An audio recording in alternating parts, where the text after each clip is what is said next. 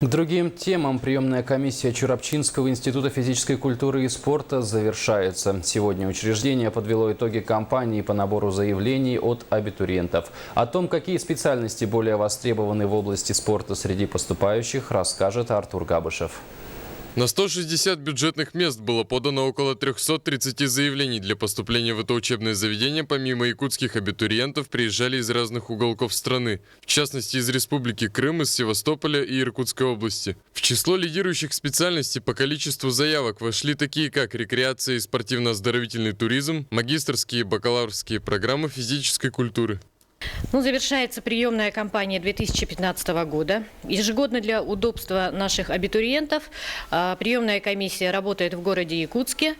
Как показывает анализ приемной комиссии на протяжении нескольких лет, наши специальности являются востребованными, конкурс есть и остается стабильным.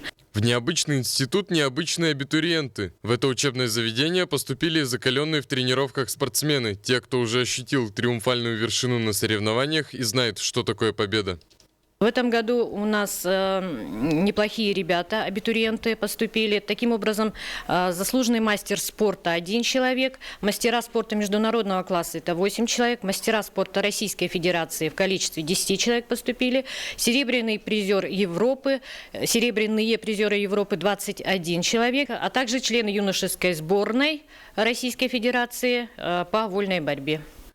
Приемная кампания вновь откроет свои двери с декабря этого года. Прием документов начнется с 19 июня и продолжится до конца следующего месяца. Артур Габышев, Евгений Лугинов, НВК «Саха», Якутск.